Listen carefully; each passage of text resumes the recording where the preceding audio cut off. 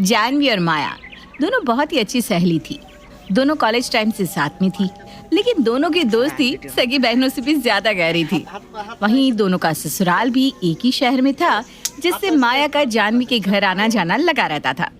एक दिन सुबह जब जानवी सो के उठती है, ओह शिट, 6 बजे उठना था और 7 बज गए। अब तो चाय बनाने में लेट हो जाएगा और माँ जी सुनाना शुरू कर देंगी। उन्हें दवाई देनी थी सुबह की, बाबूजी के लिए नहाने का पानी गर्म करना था, इनको ऑफिस जाने में कुछ ही टाइम बाकी है। सब कुछ कैसे मैनेज करूंगी मैं? जानवी ये सब सोच ही रही थी कि तभी माया हाथ में चाय की ट्रे लेके कमरे में आती है। ये ले चाय पी और टेंशन मत ले। सब काम हो गया है, बस जीजू की टिफिन तैयार करनी बाकी है, वो भी आधा खाना तैयार है। माया जानवी से बोले जा रही थी। वहीं जानवी माया को देखकर काफी हैरान थी। तू इतनी सुबह सुबह यहाँ कैसे? और 7 बजे ही सारा काम हो गया? हाँ तो कितना टाइम लगता है? सुबह 5 बजे उठ के अपने घर का काम निपटा कर 6 बजे यहाँ आ गई। ऐसे भी मेरे घर में ना सब अपना काम खुद से कर लेते, तो उतनी टेंशन की बात नहीं है। ले चल अब चाय पी और फ्रेश हो जा, तब तक नाश्ता भी तैयार हो जाएगा। यार कितनी सही दोस्त मिली है, कितनी केयर करती है मेरी। इतनी सुबह सुबह आके मेरे सारे काम भी कर दिए। थैंक यू गॉड जी, इतनी केयरिंग फ्रेंड देने के लिए। अरे क्या सोच रही है अब? कुछ नहीं यार, थैंक यू इतनी जल्दी सब कुछ मैनेज करने के लिए। चल अब मैं नहा लेती हूँ। फिर जानवी चली जाती है और दोनों सहेलियां मिलकर सबको नाश्ता परोसती है। माया बेटा, नाश्ता तो बहुत स्वादिष्ट बनाया है। सच में माया के हाथ में जादू है। जानवी मैडम, तुम भी कुछ सीख लो। जीजू, मैंने जानवी से ही सीखा है। देख लिया? फिर सब हंसने लगते हैं और मजे से नाश्ता करते हैं। वहीं नाश्ते के बाद, जानवी मेरी टिफिन। हाँ जी अभी लाई। जानवी, ये इसमें नमक अपने अंदाज से डाल लेना, मुझे समझ में नहीं आ रहा था ना, टिफिन मैं दे आती हूँ। ओके। ये लो जीजू tiffin, take care. Thank you, bye Jahnavi. कितनी अच्छी है माया, मेरी सगी साली से ज्यादा ख्याल तो ये रख रही है मेरा। वहीं माया अक्सर जानवी के घर जाया करती और घर में सबके काम में उनका हाथ बटाती और सबकी चहेती भी हो गई थी। ऐसे ही एक दिन माया बाजार से थैला भर के सब्जी लेकर आती है। अरे माया बेटा, ये क्या सब्जी इतनी सारी? हाँ आंटी जी, मैं बाजार गई थी तो सोचा यहाँ के लिए भी सब्जी ले लेती हूँ। अरे इसकी कोई ज़रूरत नहीं थी बेटा। कोई ना, अब ले आई है तो क्या कर सकते हैं, लेकिन ये रोज़ रोज़ ऐसा ना किया कर, अच्छा नहीं लगता माया। ऐसा कुछ नहीं है, तू मेरी अच्छी दोस्त है ना, तेरे लिए इतना तो कर ही सकती हूँ। अच्छा चल, अब इसे फ्रिज में लगाने में हेल्प कर दी मेरी। चल। फिर दोनों हंसते हुए किचन में जाके काम करने लगती हैं। वहीं माया जानवी के ससुराल में एकदम एक बहू की तरह रहती है। वो जानवी के घर का सारा काम भी करती और उसके सास ससुर पति का ख्याल भी रखती। ऐसे ही एक शाम में सास बहुत देर से अलमारी में कुछ खोज रही थी। माँ जी, कब से अलमारी में क्या ढूंढ रही हो आप? और इतनी परेशान क्यों हो? बहू, मैंने ना मेरी सास से मिला हुआ कंगन सोनार को चमकाने के लिए दिया था, और सोनार के यहाँ से आने के बाद वो मैंने पता नहीं कहाँ रख दिया, मिल ही नहीं रहा। मुझे ही बता दिए होते तो मैं रख देती, कम से कम परेशान तो नहीं होना पड़ता। अरे आपको बताना था ना माँ जी, फालतू में परेशान हुए। वो आपकी तिजोरी के हिडन वाले पार्ट में रखा हुआ है। ये सुनकर सास और जानवी दोनों शॉक्ड हो जाती हैं। अरे उस दिन आंटी जी ने गहने रखकर मुझे बताया था कि बेटा कंगन इसमें रखा है, भूल जाओ तो याद दिला देना। ओके, मतलब माँ जी आप याददाश्त वाली दवाई टाइम से नहीं ले रही हैं? तुझे लगता है कि ये हो सकता है जब तक माया इस घर में है? बड़ी प्यारी बच्ची है। अरे आंटी जी इतनी भी नहीं हूँ। आंटी जी नहीं, मम्मी बोला कर, तू भी तो मेरी बेटी जैसी है ना। ये सब देखकर जानवी को मन में जलन सी हुई, पर वो मन में ही बड़बड़ा कर रह गई। माँ जी ने आज तक मुझे बेटी जैसा नहीं कहा और माया मुझसे ज्यादा हो गई इनके लिए। शायद मैं गलत सोच रही हूँ। वो इतनी फैमिलियर होके भी तो रहती है ना सबके साथ, इसलिए बॉन्ड अच्छा हो गया है। और कुछ इस तरह जानवी खुद को ही समझाने में लग जाती है। फिर जानवी नॉर्मल होकर अपने काम में लगती है। वहीं अगले दिन सुबह फिर से माया जल्दी ही जानवी के घर आ जाती है। जानवी किचन में पति के टिफिन के लिए आटा गूंथ रही थी, तभी यार जानवी मेरी शर्ट कहाँ है, मिल ही नहीं रही है। अरे वहाँ देखो तो सही, पीली शर्ट रखी है, पहन लो। अब मैं ये पीली शर्ट कहाँ ढूंढूं? ओह, मिल गई। लेकिन ये क्या, इसकी तो बटन टूटी हुई है और दूसरी शर्ट प्रेस भी नहीं है। अरे क्या हुआ, आप परेशान दिख रहे हो? अरे बटन टूटी हुई है और दूसरी शर्ट भी नहीं है पहनने को। ऑफिस को भी लेट हो रहा है और जानवी किचन में हाथों में आटा लगाए बैठी है। कोई बात नहीं, आप वरीड क्यों हो? लाओ मैं लगा देती हूँ बटन। फिर माया राघव की शर्ट में बटन लगाने लगती है। तभी जानवी वहां आ जाती है। हाँ जी, मिल गई शर्ट? हाँ मिल गई, बटन टूटी थी तो माया ने लगा दी। अरे मुझे बुला लिया होता, इसे क्यों तकलीफ दी? तुम्हारे हाथ में आटा लगा था ना, तो सोचा तुम्हें क्यों परेशान किया जाए, इसलिए। अच्छा किया। जानवी ऊपर से तो खुश होने की एक्टिंग कर रही थी, लेकिन अब उसे चीजें अजीब लगने लगी थी। माया अपने ससुराल की बहू कम और जानवी के ससुराल की बहू ज्यादा बनकर बैठी थी। जानवी के सारे काम अब वो करने लगी थी। घर के बारे में जानवी से ज्यादा अब माया को खबर रहती थी। मुझे लगता है मैं जरूरत से ज्यादा ही अपना दिमाग चला रही हूँ। माया बस मेरी अच्छी दोस्त होने के नाते मेरे लिए इतना करती है। जानवी ये सब सोच रही थी कि तभी ससुर जी वहां आते हैं। बहू, आज घर पर कुछ स्पेशल गेस्ट आ रहे हैं, खाना लाजवाब बनना चाहिए। कौन आ रहा है पापा जी? माया बेटा, मेरे दूर के बहन और बहनों ही आ रहे हैं। जानवी, अच्छे से तैयार होना बेटा, पहली बार मिलेंगी ना मेरी बहन तुमसे। ठीक है पापा जी। जिसके बाद जानवी घर में मेहमानों के आने की तैयारी करने लगती है। वहीं माया भी बड़े ही उत्साह से जानवी का हाथ बटा रही थी। माया, ये 2 सीटी हो जाए ना तो गैस बंद कर देना। अब मैं कपड़े पहनकर तैयार हो जाती हूँ। ठीक है। सुनना, तेरी वो गोल्डन वाली साड़ी मेरे लिए निकाल देना ना। वो क्यों? अरे मेहमानों के सामने ऐसे काम वाली बाई की तरह रहूंगी तो अच्छा थोड़ी ना लगेगा तेरा।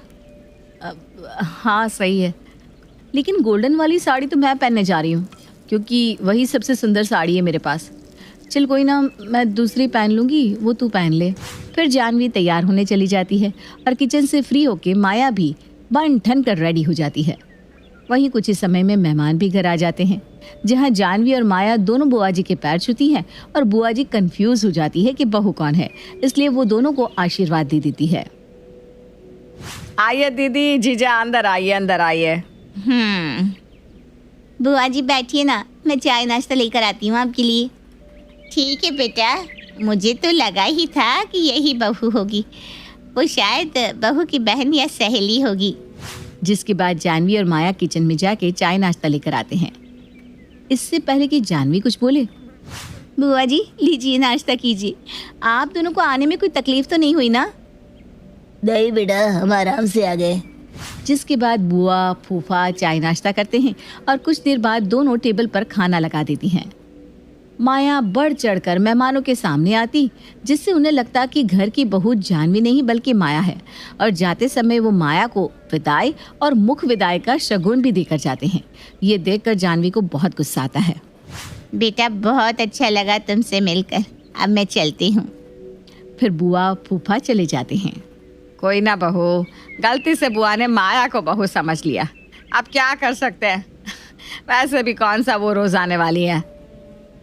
जी कोई बात नहीं, ये तो वैसे ही ऑलमोस्ट घर की बहू बन चुकी है। अब कैसे भी करके इसे घर से भगाना ही होगा।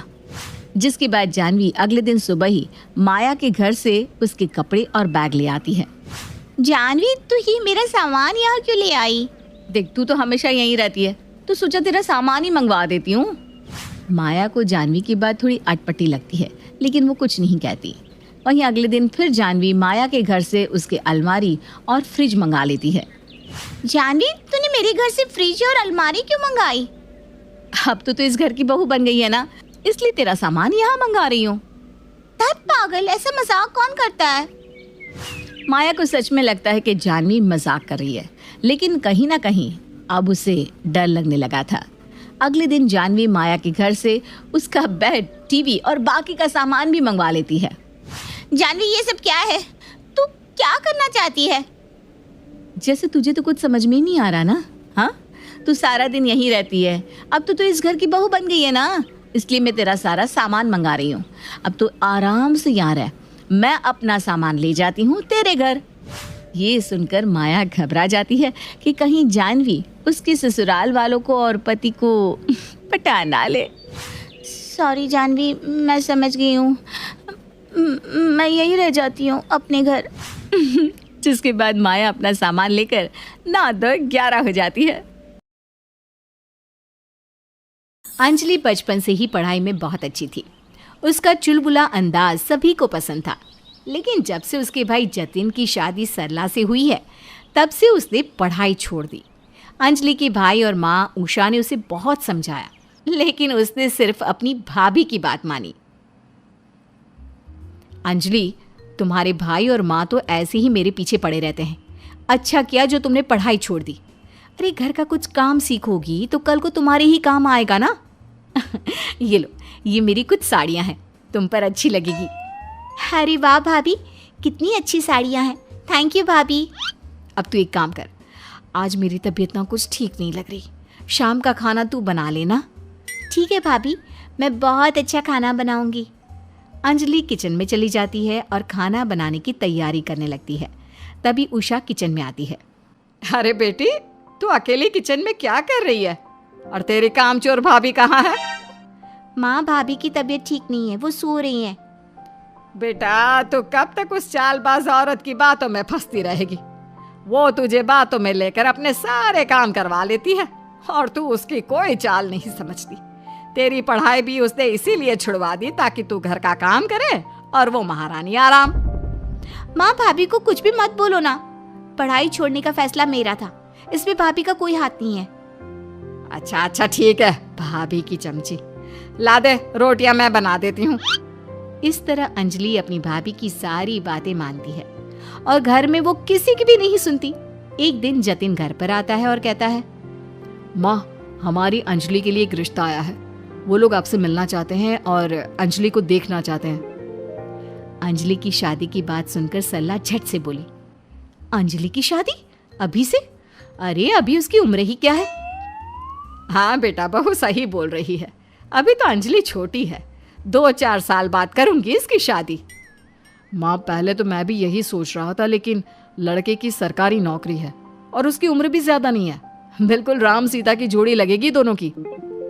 जतिन के इतना बोलने पर उषा अंजलि के रिश्ते के लिए राजी हो गई, लेकिन सरला सोचने लगी, अगर अंजलि की शादी हो गई तो इस घर का काम कौन करेगा? इतनी मुश्किल से तो मैंने अंजलि की पढ़ाई छुड़वाई है, अब जतिन ने शादी का पंगा डाल दिया। इनको भी ना चैन नहीं है। सरला पहले तो अपने पति को बहुत समझाती है, लेकिन जब उसकी दाल नहीं गली तो उसने अंजलि को भड़काना शुरू कर दिया। अंजलि, तो कब आ रहे हैं तुम्हारे ससुराल वाले? कल शाम को आ रहे हैं भाभी। सच बताऊं, मैं ना बहुत नर्वस हूँ। आप बताओ ना, क्या करूं, क्या पहनूं मैं? तुम शादी के लिए तैयार हो? हाँ भाभी, भैया कह रहे थे कि लड़का बहुत अच्छा है, तो मना करने का तो सवाल ही नहीं उठता ना। हाय मेरी ननद, कितनी भोली हो तुम। तुम्हें नहीं दिख रहा कि तुम्हारे भाई और माँ तुम्हें घर से निकालना चाहते हैं? अरे बच्चा, अभी तुम्हारी उम्र ही क्या है। शादी के बाद पता है ना कितनी परेशानियां होती हैं। ससुराल वालों को देखो, घर संभालो, बच्चों को देखो। हाँ भाभी, वैसे तो आप ठीक कह रही हो। तो अब मुझे क्या करना चाहिए? अरे कल जो मेहमान आएंगे ना, तुम उनके सामने साफ साफ शादी से मना कर देना। तभी तुम्हारी माँ और भाई को अकल आएगी और तभी वो तुम्हारा पीछा छोड़ेंगे। अंजलि ने ऐसा ही किया। उसका रिश्ता लेकर जो लोग आए थे उनके सामने उसने शादी से मना कर दिया। वो लोग चले गए। जतिन और उषा को अंजलि का बर्ताव बहुत बुरा लगा। कुछ दिन ऐसे ही चलता रहा। एक दिन जतिन से उसका दोस्त विपुल मिलने आया। अंजलि जल्दी बाहर आओ, देखो कौन आया है। हाँ भैया, आपने बुलाया? देखो कौन आया है, तुमने पहचाना इसे? नहीं तो, कौन है ये? अरे ये विपुल है, जो हमारे साथ स्कूल में पढ़ता था। अब ये बहुत बड़ा डॉक्टर बन गया है। इतने में जतिन का फोन बजने लगता है और वो बाहर चला जाता है। कैसे हो विपुल? मैं ठीक हूँ, तुम बताओ। मैं भी ठीक हूँ। तुम इतने सालों से कहाँ थे? ना कोई फोन, ना मैसेज। मैं शहर से बाहर चला गया था, यहाँ वापस आया तो तुम दोनों की याद आ गई, बस आ गया यहाँ पर। वैसे तुम क्या कर रही हो आजकल? कुछ नहीं, स्कूल के बाद मैंने आगे की पढ़ाई नहीं की, बस घर में ही रहती हूँ, घर का काम संभालती हूँ। तुम तो पढ़ाई में बहुत अच्छी थी अंजलि, तुम्हें आगे पढ़ना चाहिए था। घर का काम करना अच्छी बात है, लेकिन पढ़ाई नहीं छोड़नी चाहिए थी। अब तुम दोबारा से अपनी पढ़ाई स्टार्ट कर दो, मैं तुम्हारी मदद करूंगा। विपुल के कहने पर अंजलि अपनी पढ़ाई शुरू कर देती है। इस बात से जतिन और उषा तो बहुत खुश हुए, लेकिन घर का सारा काम सरला के कंधों पर आ गया, तो वो हमेशा अंजलि को भड़काती रहती थी। अंजलि, मैंने तुम्हें समझाया था ना कि तुम पढ़ाई मत करो, घर संभालो। मेरी प्यारी भाभी, अब मुझे घर का सारा काम करना आ गया है। अब मैं पढ़ना चाहती हूँ। अब छोड़िए ना इस बात को। आप मुझे अपनी कोई अच्छी सी ड्रेस दे दो ना, कल मेरे कॉलेज में पार्टी है। निकाल लेना अलमारी से तू ही। अब सरला की बातें अंजलि बिल्कुल नहीं मानती थी। वो तो बस जो विपुल कहता वही करती। विपुल उसकी पढ़ाई में मदद करने लगा और दोनों एक दूसरे से प्यार करने लगे। पता है अंजलि, प्यार तो मैं तुम्हें स्कूल के टाइम से करता हूँ, लेकिन कभी तुमसे कह नहीं पाया। मुझे लगता था अगर मैंने तुम्हें प्रपोज किया तो जतिन मुझे बहुत मारेगा। भैया तो तुम्हें अब भी मारेंगे, अब क्या करोगे? अब नहीं मारेगा, अब मैं एक डॉक्टर हूँ ना, अपने पैरों पर खड़ा हूँ। मैं जल्द ही उससे इस बारे में बात करूंगा। विपुल जतिन से अपनी और अंजलि की शादी की बात कर लेता है। जतिन और उषा दोनों ही इस रिश्ते से काफी खुश होते हैं, लेकिन सरला अंजलि को फिर से भड़काती है। अंजलि, आजकल मैं देख रही हूँ तुम मेरी कोई बात नहीं मानती। तुमसे पढ़ाई के लिए मना किया था, तुमने पढ़ाई शुरू कर दी। अब मैं शादी के लिए मना कर रही हूँ तो तुम शादी के लिए भी तैयार हो गई। तुम पागल तो नहीं हो गई हो ना? तुम इस रिश्ते से मना कर दो, मैं तुम्हारे लिए एक से बढ़कर एक रिश्ता लाऊंगी। भाभी, मैं इस शादी से मना नहीं करूंगी। आखिर विपुल में कमी क्या है जो तुम दूसरा रिश्ता लाओगी? और वैसे भी आप कहीं का राजकुमारी क्यों ना ले आओ। मैं सिर्फ विपुल से ही शादी करूंगी, क्योंकि मैं उससे प्यार करती हूँ और वो मुझसे प्यार करते हैं। अब आप इस बारे में मुझसे कोई बात नहीं करेंगी। अंजलि ने सरला की एक बात नहीं सुनी। अब सरला अंजलि को परेशान करने के लिए नए नए तरीके ढूंढने लगी। वो कभी उसकी किताबें फाड़ देती, कभी कपड़े छिपा देती। अंजलि को समझ में आने लगा था कि किस तरह से उसकी भाभी उसके सामने मुंह से शहद टपकाती है और मन में जहर रखे हुए है। अंजलि के एग्जाम्स शुरू हो गए तो सरला ने उसका रोल नंबर ही छिपा दिया। अंजलि परेशान होकर उसे ढूंढ रही थी। माँ, आपने मेरा रोल नंबर देखा है क्या? अगर वो नहीं मिला तो कॉलेज में एंट्री नहीं होगी और मेरा पेपर छूट जाएगा। नहीं बेटा, मैंने तो नहीं देखा। अरे ध्यान से देखो ना, यहीं कहीं होगा। दिमाग पर जोर लगाओ, लास्ट टाइम कहाँ रखा था? मुझे इसमें भाभी का हाथ लग रहा है, वही कल मेरे कमरे के आसपास मंडरा रही थी। अंजलि अपनी भाभी से कहती है, भाभी देखो, सच सच बता दो, आपने कहाँ छुपाया है मेरा रोल नंबर? आपने पहले भी मेरी किताबें छिपाई और फाड़ी हैं, लेकिन मैंने कुछ नहीं कहा। इस एग्जाम के लिए मैंने बहुत मेहनत की है भाभी। अंजलि, तू अपनी प्यारी भाभी पर शक कर रही है? अरे भला मैं ऐसा क्यों करूंगी? क्योंकि आप नहीं चाहती कि मैं आगे बढ़ूं या शादी करके अपने ससुराल चली जाऊं, इसलिए आप ये सब कर रही हो। देख बहू, शराफत से बता दे, क्योंकि अगर मैंने ढूंढ लिया ना रोल नंबर तो तुझे मैं घर से आउट कर दूंगी। अंजलि, उषा और जतिन के बार बार पूछने पर भी सरला ने कुछ नहीं बताया। अंजलि और उषा ने सरला के कमरे की तलाशी ली तो उन्हें उसके कमरे में रोल नंबर मिल गया। अब उषा गुस्से से आग बबूला होकर बोली, कितनी बड़ी नागिन है तू। अब मैं तुझे एक पल के लिए भी इस घर में बर्दाश्त नहीं कर सकती। तू यहाँ रही तो मेरे बच्चों को कभी कामयाब नहीं होने देगी। चल निकल मेरे घर से। इस तरह उषा सरला को अपने घर से निकाल देती है और सरला काम चोरी के चक्कर में अपना हंसता खिलखिलाता घर बर्बाद कर लेती है। थोड़े दिन बाद विपुल और अंजलि की शादी हो जाती है और शादी के बाद भी अंजलि अपनी पढ़ाई जारी रखती है।